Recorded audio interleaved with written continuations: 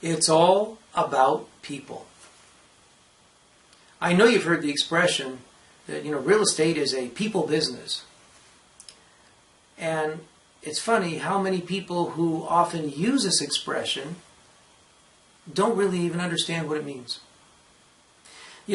Some years ago, in fact, this goes back to the late 60s, there was a TV show, the original series Star Trek.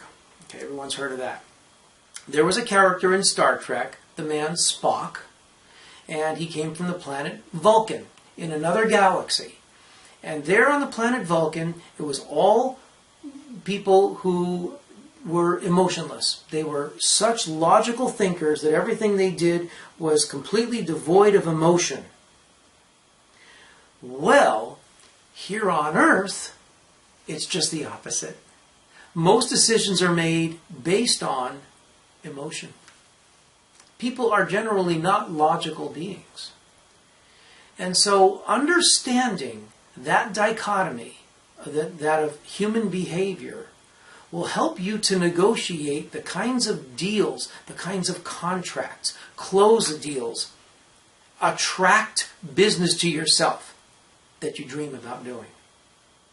Now, one of the things that I focus on very, very deeply with my students, which has helped them to close many profitable deals, is just that, the psychology of business, or as I call it in my training center, psychology of the deal. Now, we're not going to get into this comprehensively because it's a college course on human psychology, essentially, in the light of business. But do understand that this is a people business, particularly when you're dealing with residential real estate, when you're talking about the family home. Or in probates, grandma's house, home. She's owned it for 50 years. I remember growing up there. It's a people business. And so learning compassion, learning to be an empathic listener, very, very important. Covey says to seek first to understand and then to be understood. And that's what someone who is very skillful at this whole concept of the psychology of the deal, is what they really do. Okay? No one cares how much you know until they know how much you care. Right? So with psychology of the deal, with that in mind, then, that's how we go out to negotiate contracts. We seek to understand what that seller is really looking for. For you as the real estate investor, you want to buy low and sell high. So it's about the bottom line. It's about price. But for many people, it's not about money. There are other factors. And so seeking to find solutions to their problems, and either your cash or the cash from your cash buyer, if you're a wholesaler, may provide that solution. So become skilled, become adept at the use of understanding human behavior, understanding the signs that they give off with their body language and those that you portray with your body language.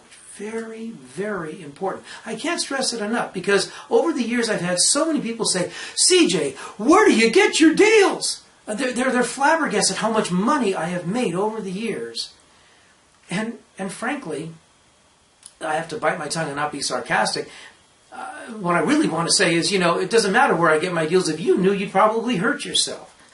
Because these are ones who don't embrace the psychology of the deal. It's not where you get the deals so much. It's what you do with them. Okay?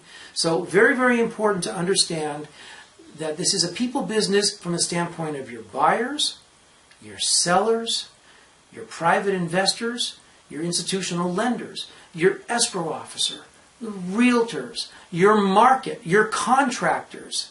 Everyone has an agenda.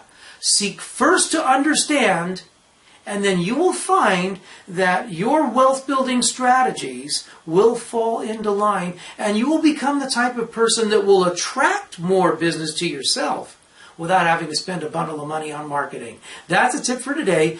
Next, we'll be learning about networking, the power of networking, and how you can use that to continue to work towards your objective of building your personal wealth.